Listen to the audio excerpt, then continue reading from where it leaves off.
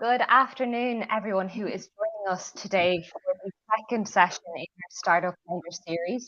Today, we're looking at taking your next financing step, and we're delighted to be joined by Ciaran, Burke and Gillian, Doyle, who we'll hear from very shortly. Just a quick reminder to everyone about our code of conduct. So really just a reminder to everyone who's joining us today, are creating an inclusive environment to be welcoming and friendly to one another and understanding of everyone's differences. This session will take place over the next 45 minutes. You do have the chance to ask any questions to our speakers throughout as well, so please feel free to drop them into the comments. And we will also share with you where you can access this recording once it is finished. So without further ado, I will hand over to our speakers for today. Fantastic. Thanks so much, Emma. And listen, it's great to have everyone on the call today. And I think as we go through today's session, it's called Taking Your Next Financing Step, and we've got two fantastic speakers here who have lived it, who are currently living it, and really who are in fantastic positions to be able to show you how you can see those new routes into financing, into funding, and what are some of the pitfalls that they've experienced along the way. A little bit of an introduction to me. My name is Kelvin Keane. I am part of the Microsoft for Startups Western Europe team. Thankfully, I'm very proud to say that both Ciaran and Gillian have two of their businesses on the Microsoft for Startups program in Ireland, which is fantastic. And without further ado, let's kick off. Ciaran, Burke, Gillian, Doyle, how are you? Doing great, Calvin. Thanks very much for having us. Yeah, the sun is shining for the first time in 2 weeks, so the mood is super positive this morning.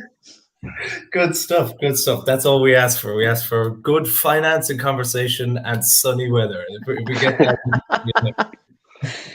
Perfect. So listen, let's kick off. I mean, Gillian, I'll come to you first. Maybe you'll be able to tell the audience a little bit about your background and a little bit about Ciaran as well.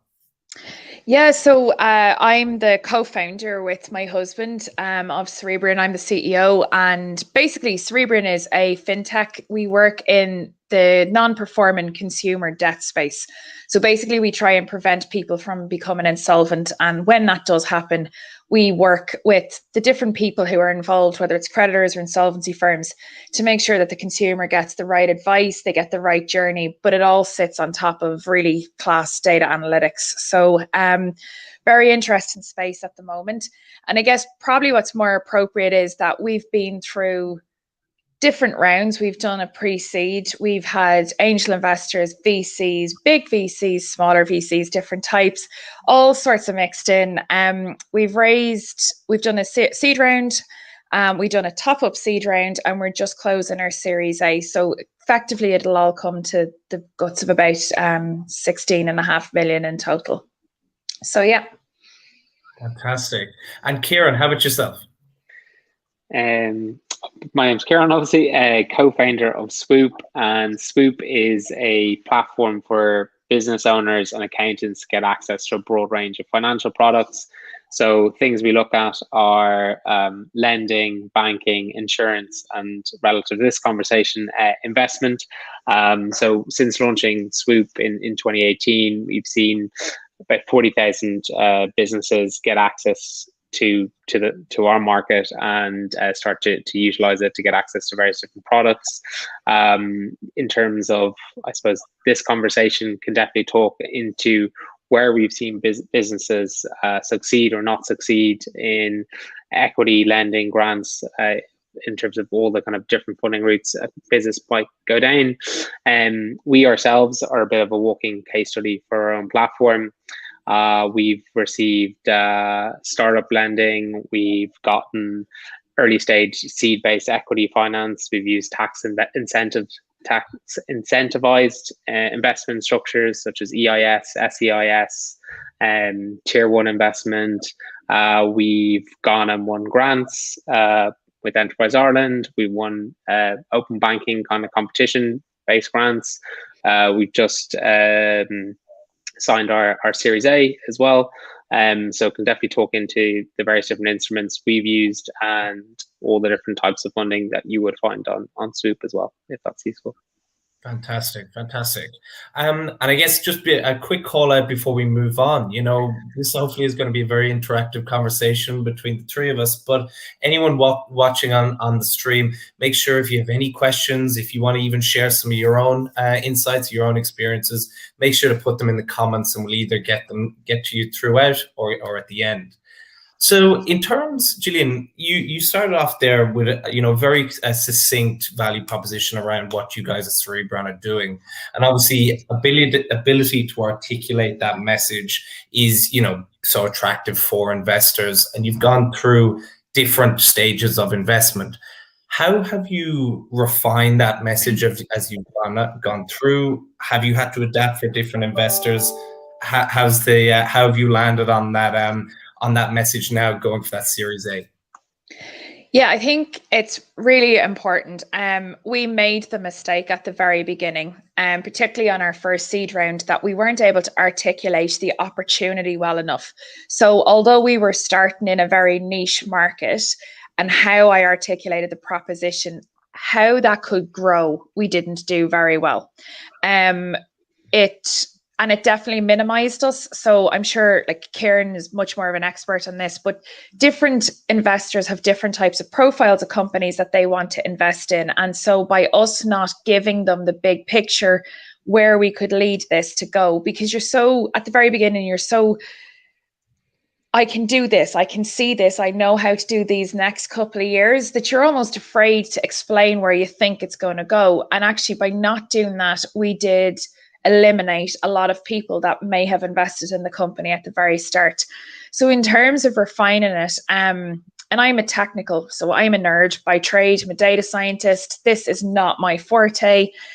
Lots and lots of saying it and testing it. You need an investor proposition versus your customer. It's totally different to your customer. This is somebody who's going to buy into the business and the company, and that is different to what you're selling. And I think the best way, Kelvin, that I was ever asked or ever shown how to explain this was, if I gave you an open-ended ticket to anywhere in the world tomorrow, where would you go? And you'll come up with a destination, but you won't think about, did you pack your bags? How did you get to the airport? Did you get passport control? You don't think of the detail and the logistics on the way through. And that, for me, is crucial doing your value proposition. It is, what's the value? What is the end game here? And I think that practice, and it's just about, it is really about practice and refining as you go through, but not eliminating opportunity at the beginning is the most important thing as well. And Ciaran, like, I guess you're kind of a little bit on both sides. Obviously, you're a startup, you've gone through a number of investment rounds as well, but you're also speaking to a huge range of businesses, across so many different areas. Have you almost kind of learned as well from some of the experiences that you've had speaking to your own customers? Yeah, massively. We would see it particularly. I think Gillian makes a really good point. If you're a very brand new startup and you're looking for your kind of first equity check, whether it's an angel round, like 250, 1 million, something like that, usually when you're going to the later stages, you're using your metrics, your numbers, your customer insights, and everything you can gather on your proposition to kind of future-proof and sell in your business. So, but in those early stages, you don't have those metrics, give or take maybe a few experimentations. So what can you talk about? Really important, obviously, as Gillian was saying, is like, what's my addressable market in terms of what is the big, massive opportunity? And as Gillian rightly pointed out, to some funds won't look at you unless the market opportunity is greater than 1 billion or whatever it is that they need to make the unit economics of their fund work. The other aspect is your team and your unfair advantage. So Gillian talking about it being an absolute nerd and a data person. If your business and your proposition is all around being a nerd, having a database proposition, then you want to make sure that you talk about that really, really strongly, and it comes out really clearly in your proposition. Because the reason people back those very, very early embryonic startup businesses is often down to the people or the unfair advantage that they may have in terms of subject matter expertise or access in terms of unlocking that first customer or opening up a pipeline that someone in a different position just wouldn't be able to do. So I think what you're stressing or investing to an investor on an equity-based route, this is quite different on the startup bit to it is in maybe when you're going for later stage and seed, which is more about kind of traction numbers. But at the very beginning, it's like, this is the total market opportunity that is relative to a business that is to succeed. And the reason I'm best placed to do that is I have these skills or access to these skills or access to this market. And I think being able to educate that and sort of articulate that to an investor is really, really important, because that's what's going to set you apart. And the other bit is to understand kind of basic valuation metrics and the type of investor you're going for. Often we'll see people kind of hamstring themselves or fall down because they just haven't understood that the type of financing that they're looking for doesn't equate to what they perceive value to be. And like early stage valuations are very much finger in the air type stuff. It's very hard to quantify something that doesn't have lots of money going through it or EBITDA or things like that. So what you've got to look at and understand is, who is the person that's investing in you? They themselves, they're a fund, they're an investor, they're going to have an average ticket size. If the average ticket size is 250K or 5 million, it means that they're probably looking for a position of 10 to 25% of your business for that ticket size.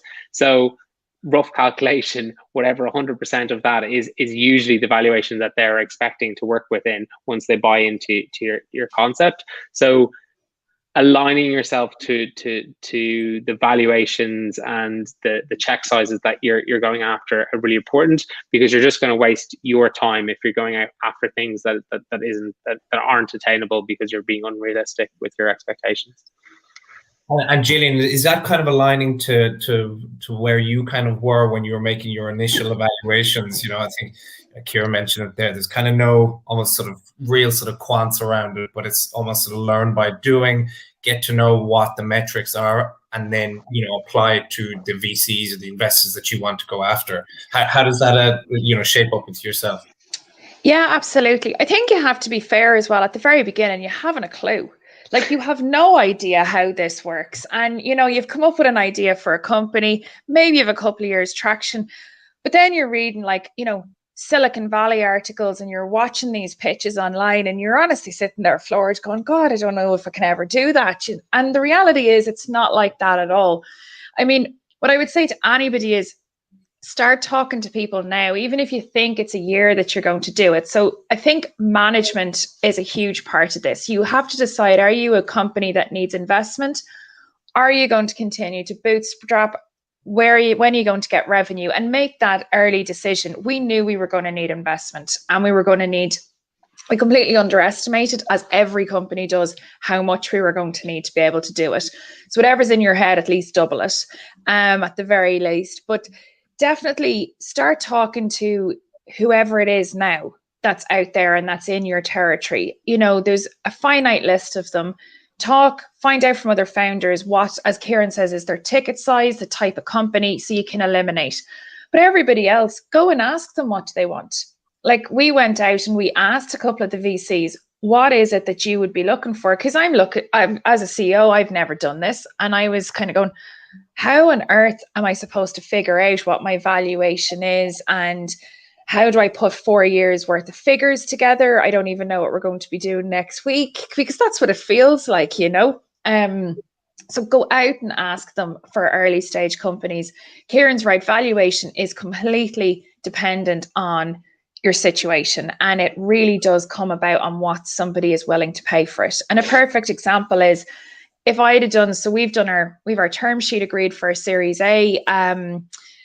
Had I gone out with this last year, I wouldn't be even in the region of the valuation that we've got for this. And the simple, sad situation is, there's millions of people affected by COVID financially, and our tool works at scale and at really high volume stuff. So therefore our valuation is a lot higher, not because of any metric in our business other than there's a bigger market now. So you really, when you're talking about that, so definitely, yeah, for me, it is very much staged. And I think the big thing you need for us that we got right was we were thinking about who did we want to be working with for a couple of years, because these relationships are so important. These are people who are going to be sitting on your board. They're the people when your back is against the wall, unlike your team who you've recruited. These are people you're going to have to go to for help when things are really, really tough. And I'm sure everybody's had a really tough year. So who are those people that you're going to have the conversation with? And I think when you're out talking to investors, it's not just about the money. It's, can they open doors for you? Can they help you? Where's the gaps in your team? Do they have some skills that they can help with? And I think that's as important. It's almost like dating. It needs to work for you as much on the personal side as it does on the financial. Fantastic. And like I that's something I think that, especially on our program, we're trying to sort of drill into startups that, it's not necessarily sort of the capital injection that these investors will be, that will show success, I guess. When you were looking for investment, Gillian, what were some of the metrics that you were looking for? What were some of the characteristics in an investor that you were looking for beyond obviously the capital? Yeah, so we in our we done kind of like a pre-seed and then a very quick seed round after it. We were looking for people who had built businesses before and sold them, so that we knew we could pick up and talk to them. A lot of people say to make sure that your venture capitalist has money to be able to follow on if things go tight, so that they do have a fund, for argument's sake, that they can go back to. That's not necessarily true. Like when you're a very small company, that's very different to when you're, looking for Series A and you need them to have big pockets, or it's a totally different process. But the personal level, like, do you like them? Can you see yourself answering the phone to them every month and going, no, the revenue's down. Well, we made a big, huge mistake here. We have to backtrack 2 months. The tech hasn't gone well. Like, think of all the things that are going to go wrong and ask yourself, can you actually have that conversation? Because there's tons of metrics and you can go about this as mathematically as you want. And I love that because I'm a physicist. But actually, the reality here is, can you get on with them as a human? And big thing for me is, do they understand your market and how to trade into it? Because they're the things that we didn't know. Yeah. Yeah, it's really interesting. We kind of keep going back to that sort of market opportunity, that total addressable market. I remember we did a session with a lady called Tamara Steffens, who's GM of M12 a few months ago, and that was just the one thing that she was like, listen, we'll talk to someone at any stage, but they need to understand their total addressable market. They need to understand that, what we can give them beyond capital, what the supports are there. That's very interesting. I guess, Gillian kind of mentioned also the bad things that can happen and having those conversations. Ciaran, I think we've spoken in the past about, loss of control and what that might mean for startups when they get investment. When you speak to startups, are they aware of that? Is that something that they consider when they're looking at investment? No, I would say by and large, particularly, I suppose I'm very much focused on the earlier stages when you're getting your first investor check, particularly if you're going for kind of that $500,000 to $2 million first check size. So these are going to be the investors are probably going to be taking the most amount of risk. So therefore, sometimes when you do get that term sheet, it's not as straightforward as you perceived it initially to be. There might be lots of terms and conditions in there that you weren't expecting to see, and might feel quite invasive to you, who is the person who's worked really, really hard to get this business to where it is. And it's your passion, it's your idea, it's your baby in a sense. And you're essentially getting this document that reads pretty harshly and coldly should things or scenarios turn in a non-advantageous position to yourself. So it's really, really important to, as Gillian said, do you want to get in bed with this person, so to speak? Do you like them? Can you have hard conversations with them? Will they be fluid and flexible with you should scenarios not arise as per your plan? But I suppose what I think a lot of early stage founders don't realize is the influence that they have on kind of key decision making, whereby they would just take it as granted that they're the business owner, therefore they will just make the decisions. But one of the doesn't happen every time, but often what you'll see different requirements in there are things around suppliers. If the cost of something is greater than, say, 30,000 or 50,000, you must consult the fund. If you're looking to make a key hire, someone with a salary size maybe of 70,000 or above, you need to consult those guys. Certainly stuff around clauses. So if you were to do another round and the valuation was below, you were to do a down round, how does that affect your shares? Do they have a certain type of preference shares? So all these different scenarios that could potentially play out. You could be sure that they'll play them out in all the terms and conditions that come in your term sheet. So it's very important that you go through that and understand, are you comfortable with that?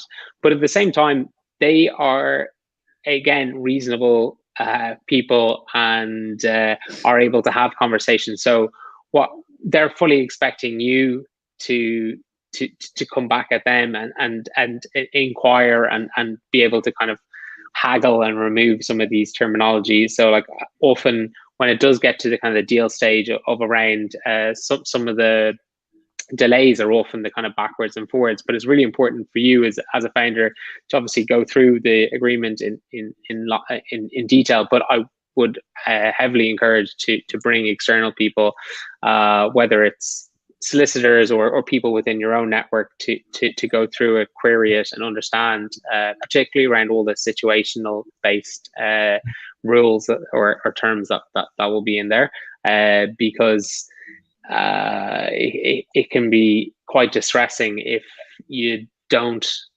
think about those scenarios and sign it, and then something bad happens that doesn't mean that you hit your hockey stick growth, and then all of a sudden you're starting to lose of control of your company because you didn't read some of those terms. Yeah, and I think, Gillian, you mentioned to me the other day, you're like, you almost need to become a contract lawyer yourself. I guess what are some of the pitfalls that you've seen other businesses fall into? What are some of the things that I guess even you experience yourselves that some of the attendees might need to be looking out for? Yeah, absolutely. The big thing I would say to you is you're going to need a solicitor. But you need a company. This is not somebody who does the divorce law and the family law and whatever else. They have to specialize in this part of it, because it's not a friend that's going to draft this up for you on the side. They have to know these type of terms that are coming through, because as Ciaran says, it can sound really kind of aggressive, but it's not. And honestly, like some of the terms that were put in our original agreement, I've seen all of them play out in other companies over the last couple of years. And you do by nature of just being a founder in this ecosystem. So for me, like, you are the CEO, so you are 100% accountable for what you're signing up to. And the big thing for me is you sit down and you map out, I'm taking this money now. Do I need more money? And what does that look like in the future? So if so, how do all these terms affect me? And actually play them out. But there's amazing mentors and stuff out there that you can reach out to. And as Ciaran says, like, VCs were made to look like these really evil creatures. At some point, they have this persona, and they're completely not. Like, if you go back and push back and go, I don't really understand that. What does that mean? And what does that mean in this situation? I would say to go to your solicitor first and challenge them. But yeah, for sure. I mean, simple things like myself and Ken are married. So the liability that would be put on us, as say we're in Ciaran and Andrea's situation, they're not a couple. So they would be able to absorb a higher liability than myself and Ken living together. So one of the terms we fought that was a real red line was our collective, the amount that they could come after us for, right? And because we would never have got out of debt in our lives because we had no partner to help us with it. So you have to decide on your term sheet what's red line, what's amber, and what's green. Give up your greens, but don't give them up until you're ready to play for a red or an amber. And that's how you work this. We stick our term sheet up on the wall and get the colours, and we mark out, right, what are we okay with, what are we not okay with, and then start to fight. But it's really pleasant. Don't get me wrong. Like, you'll be laughing and joking with people as you're going through this call, but have what you want it to look like and then what's realistic. But as Ciaran said, you have to play these scenarios out in your head, and particularly with a founder walking away. I think people get really offended by those terms that are around one of the founders walking out of it. You just have to take that one on the chin, because it can happen. And we've all seen it happen as well. So yeah, be wary of it. And I suppose just the final bit on that is leverage the fact that you get someone external to look in it, like a solicitor. So strengthen your position. Bring the solicitor to the floor and be like, I brought my specialized solicitor who does these all day long, and they've done this funding round. And they're like, already psychologically you're in different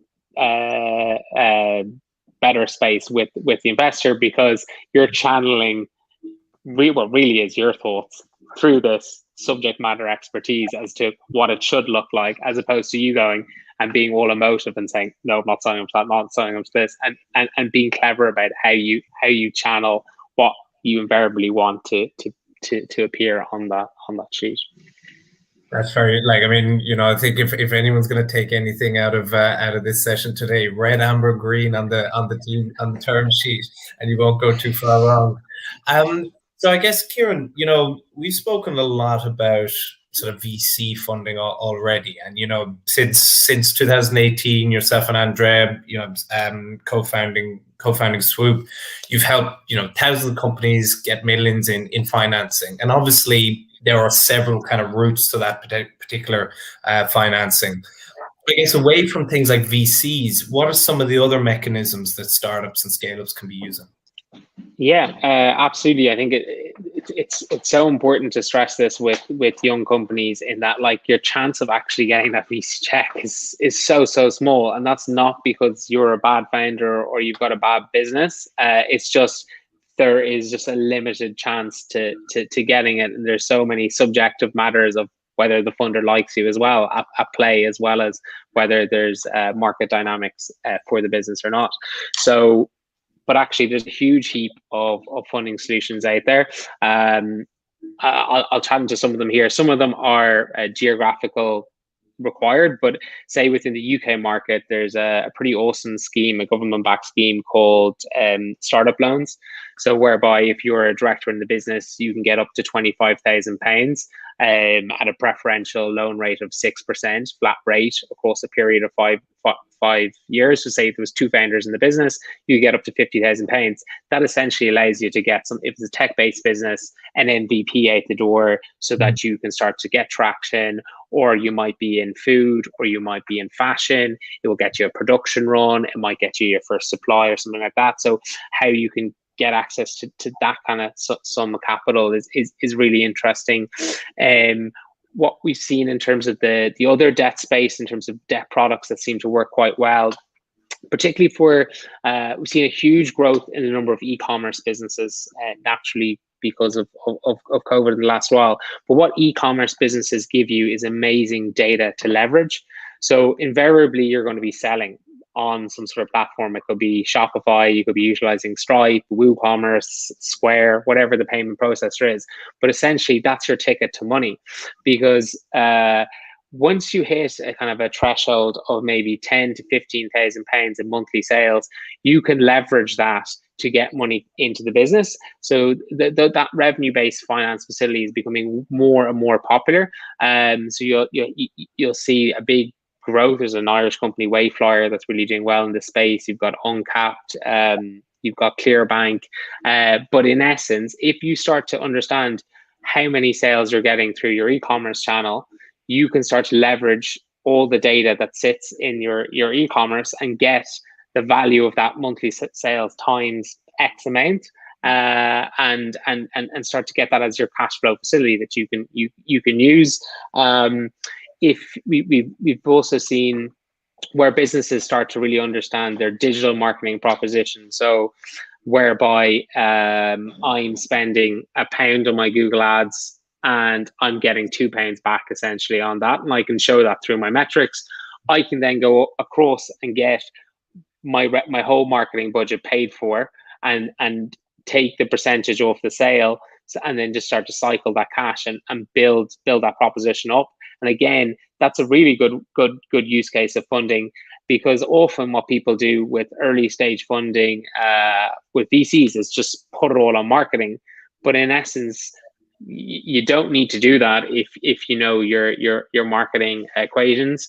Another one that's quite interesting is factoring, particularly a single invoice finance.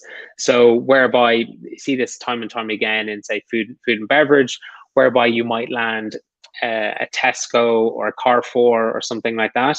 You, as long as is there significant value in the invoice, maybe 20,000 and above, euro, pound, and often with, say, the likes of a Carrefour or a Tesco, the payment terms aren't great for the young company, because it might be 30, 60, 90 days before that money gets cycled back to them. So again, you can leverage the fact that you've got an outstanding invoice with a gold chip supplier and get cash in the door for that. And again, you could do that across all the invoices you have, or you could do it across a selective number of invoices. But again, it allows early stage businesses to get access to instant cash flow, but also growth cash flow to be able to expand what it is that they're doing. Another area that, again, it will be geographic specific, but most countries across Europe offer this, is your R&D tax credits. So whereby you're investing in new technology or new processes to improve your product, your platform, and just genuinely creating new innovation. Most governments really incentivize that. So within the, say, again, taking the UK market as an example, you are able to get between 20-30% of that spend back into your business in cash, which is pretty phenomenal. So that's all your kind of investment into engineers or developers or designers that are building out your product. So to be able to get 20 or 30% of that annualized bill back into your business is pretty awesome. Like even in countries like Switzerland, that can be up to 100%. In Ontario, they have a scheme where again it's like 70 or 80%. So really do the research in terms of, like, governments really want to invest in this, so you can get that cash back into your business. And again, off the back of this, you've then got even lending products specific to that. So where, again, just taking the UK example as an example, HMRC have been slow in getting those cash rebates back out. So whereby it was initially taking 6 weeks, it's now taking maybe 2 or 3 months to get the cash back in the business. So what's come along is R&D tax loans. So once you've done one successful claim, the loan provider will say, okay, show me your claim for year 2. I'll give you 80% of the value of that loan right now. And then you pay me between 0.5% and 1.5% each month until you get the full loan in. So again, that's really, really important. And then I suppose the other one is grants. People just are naturally put off by grants because barrier to entry often is it's complicated, they're hard to find, and they can be quite tough and challenging. But having experience going through grants and winning something from grants, there's nothing better than non-dilutive finance, or finance you don't have to repay. Like it's pretty awesome stuff. So again, if you're a dogged new founder, do your time, do your research. It's like, granted, some sites don't make it easy. Like the gov.eu sites are pretty challenging to navigate. Same with Innovate UK, but there are some real gems in there. Again, just focusing on the UK market, you've got 12 billion worth of grants going in every single year into things like Innovate UK, and they'll have things like smart grants, which is basically 20 million open-ended every quarter for, again, innovative businesses to go and apply for. And I think one of the things to stress around grants, again, is always think with an innovation cap on. They're wanting you to think differently, do things that you would normally do on your current business plan, but they're also interested in cooperation, partnership, and collaboration. So where you can bring other people into your grant proposal in terms of who you can partner with, particularly if it's a European case where it's cross-border, or you're bringing in university expertise, it will really greatly increase your chances of getting the grant. But I think if you're a young startup, it would be remiss not to consider it as an avenue, and you should always be utilizing and on the lookout for grants that are relative to your sector, your region, your stage of growth, because it is a very attractive form of getting cash into the business. And I guess, Gillian, like Ciaran's gone through probably seven or eight options there, and I think everyone who's on the call today and in attendance, I think the message is clear there around, look at all of the avenues available to you. I guess from your experience, was that something that you guys did as well, or was it always going to be sort of VC investment that you were looking at? No, we definitely went after grants. We got H2020 phase 1. Phase 2 didn't work out because I guess we put in an amazing application, but we were too commercial as a business, and that is true. Even though it's in a quite a vulnerable consumer space. But yeah, definitely. I mean, some of the accelerators are amazing, and often those accelerators have investors on their portfolio that will follow up. Really look at other companies' journeys, because you'll be able to track them in media releases and stuff, and companies that you kind of want to mimic. That's how you'll find out about these things. But the big thing I would say is don't be afraid to look outside of your own country. So there's a bigger world out there, and just don't be afraid of it. Don't go in now with blinkers on, do your research and all of that. But yeah, don't be afraid to, especially if you have something that's very unusual and people aren't getting, and they're trying to hold you like to specific metrics that just don't work for your business. There will be an investor out there for you. You just need to find it. But always remember, like, you are 100% responsible for this. So it's up to you to raise the money. The investors are there to listen and talk to you. But I would definitely say, one of the huge things is the amount of time this takes. So Swoop, like, honestly, I would recommend you look at the journey that Swoop brings you on. They're phenomenal. Ciaran's company. It just helps you frame what you need to do and how to position yourself. But don't get caught up in it's hard to do at the moment, but you'll find it happening. The never-ending circle of coffees, right? I was an addict by the end of my first funding round, and you've people that just want to talk to you because you're interested, and you don't have the time for that. Like, you honestly don't have the time, because your business slows down on a fundraise. And if you're sitting there talking to a lot of people who are telling you how they made their money, and it's that conversation, eject your seat and just pull that lever and off you go. Because I know I'm sounding really, really crass here, but time is everything on an investment round. And you will already stall months of progress because you're doing a raise. So that's why I say double what you were looking for in the beginning. But yeah, really just don't get caught in they're interested. Ask them the question, are you really going to commit to a term sheet or not? If not, dust off the shoulders, up you get, and on to the next one, because there's lots of people out there. Don't be put off by it. It's definitely one of those dating things. It really is. It's the closest thing to Tinder for business that I think you'll come across, is trying to find the right investor. Well, they've started that, haven't they? They've got a Bumble for business and Tinder for business and all that kind of stuff. So there might be another business opportunity there, Gillian. To work with them. I've had my hands full with this one. Thanks very much, Kelvin.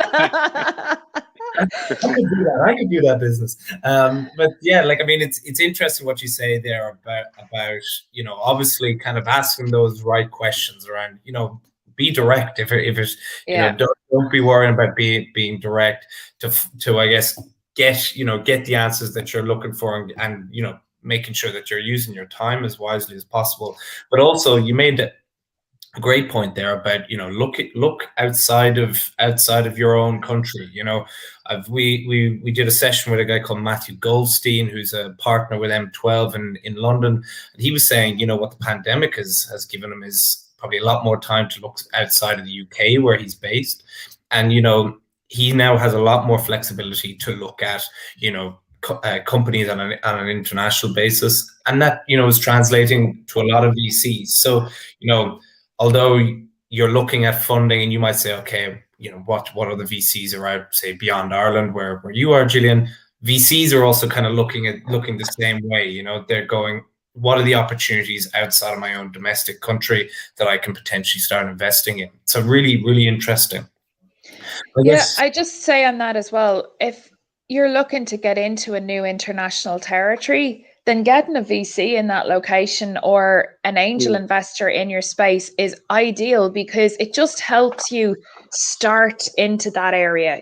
Ciaran, I'm sure you have huge experience with this, but it really is so important for, scaling, basically.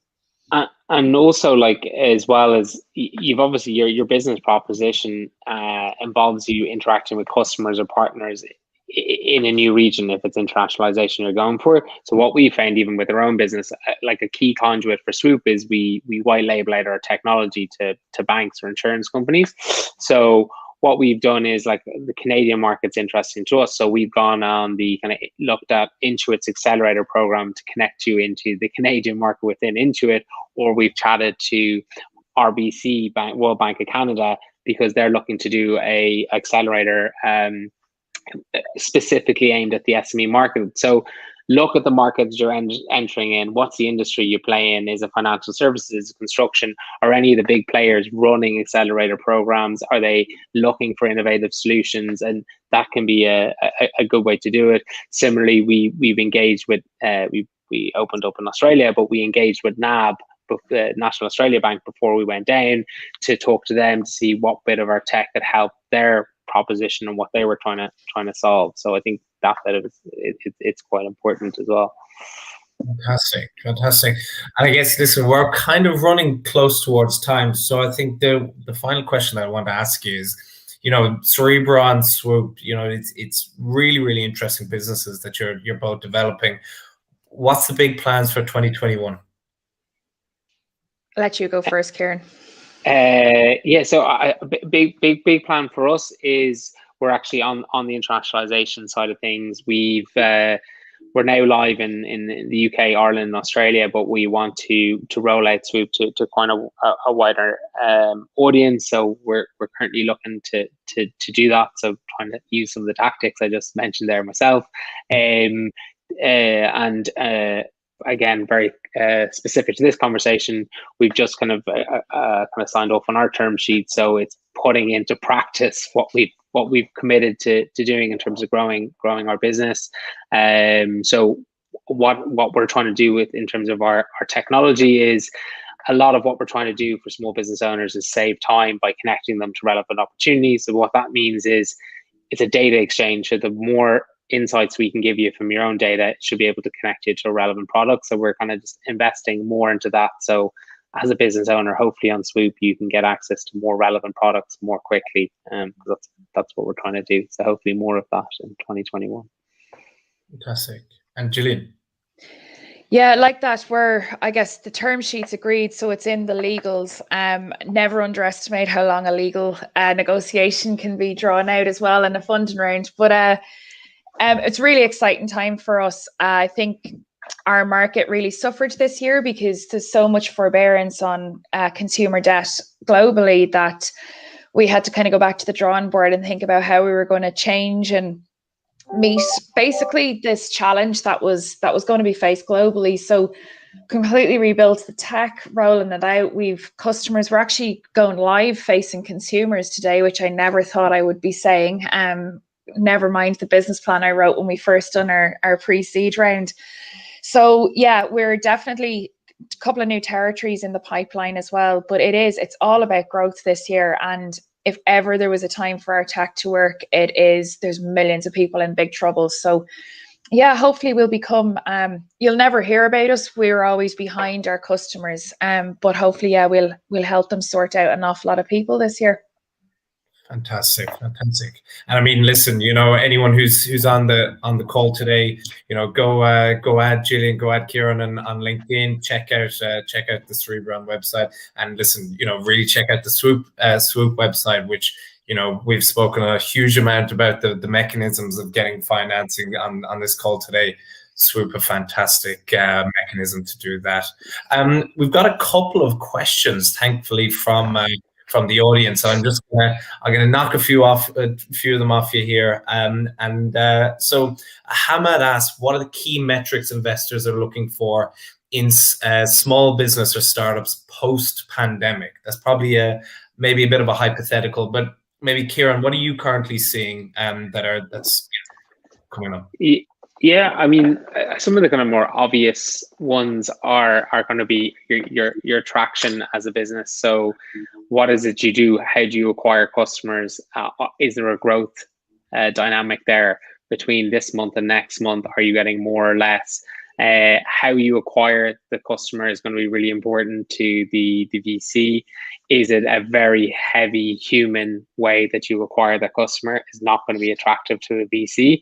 If you can do it pretty cheaply and repeatably, it means you've got scalability, but you want to be able to define what are the cost drivers that help you get a customer. Am I paying for Google? Am I paying an individual? How do I repeat that? Then what's the lifetime value of that customer? When I get them to come in, how much do they transact? How many times do they come back in a year? So being able to talk into those kind of basic elements are going to be really, really important. People say profitability isn't that important a lot of the time with VCs, but ultimately it is. So where you can talk into where you make your margin, what's the gross profit margin of a sale is really, really important, because you might have very expensive R&D for the first couple of years, but maybe you're planning to change that ratio. So in terms of that acquisition, the revenue you're creating, what's the gross profit margin of that is going to be particularly important. And again, also as Gillian touched on, the size of the opportunity. So quantifying, okay, yes, I'm starting with this serviceable market right now. What is the size of that like, and what's the likelihood of the percentage of that I can own, and ultimately where can I go from that? Because if you can quantify that you can take a big enough share of the immediate or the future, then they're not going to be particularly interested. Fantastic. And I guess, this is probably a question to both you. Ciaran, what are you kind of seeing in terms of crowdfunding at the moment? Or Gillian, was that ever something that you guys considered? I'll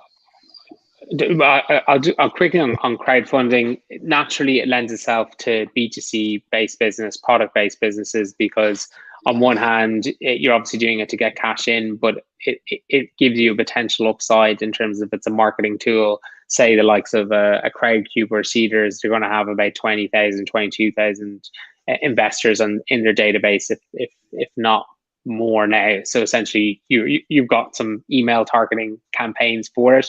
The downsides of something like crowdfunding is you need to invest quite a bit up front in terms of the marketing, the advertising of what it is you're going on the products. So particularly again, if you're not a B2C, easy to understand, I buy this widget, I sell it in this store, and I buy it for this, sell it for this much. If it starts to get more deeper layers and there's a degree of education around the product, it's going to be tough to sell that via crowd. but they will all make you spend maybe between 5-7 grand on things like your video, your animations, your stills, your imagery, your deck. The other downside, obviously, is you're going to have to share en masse with lots of people what is your perceived IP, what we talked about at the beginning. Often people go on crowdfunding at the very, very beginning because that's where they're going to get some cash, but they're going to have to give away some secrets in terms of their pitch deck and their numbers. The other downside is the providers will charge you between maybe 5 to 7% of the total value of the round that you put it on the crowd. But they'll also charge that on the money you bring. So you can't just rock up to a crowdfunding platform and go naked on it and expect it all to come from the crowd. You're going to have to bring at least a minimum of about a third of the round onto the crowdfunding platform. So if you're raising 100, if you're looking to get 100 grand, they'll expect you to bring 33%, but they won't charge you the 5 to 7% on the remaining 66. The 5 to 7% will be charged on the full 100%. Now you can negotiate, but your strength of your bargaining position will be on the size of the business itself, the general kind of buzz that they'll expect to create from the viral nature of having your campaign on, say, like the crowdfunding campaign. So, for instance, you'll see some hero campaigns on things like Crowdcube and Seedrs each year, things like Free Trade or Revolut or Monzo, where they can activate their whole database and get them to be part of the proposition and stuff like that. In those cases, I'm sure Seedrs and Crowdcube completely changed their fee structure. But if you're starting out as a kind of early stage business, yes, it's a really good way to access a much greater pool of investors, but you are giving away some of your IP by putting it out there to the world, and you're also going to sacrifice some cost factor of.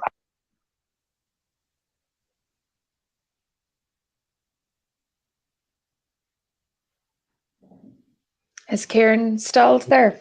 I was wondering. I thought it was me. So I think, listen, I think maybe the Wi-Fi in the Swoop office has just gone down. It's probably everybody applying after him talking earlier on. Exactly, it's a barrage of LinkedIn connections. the server's like, please, Ciaran, no.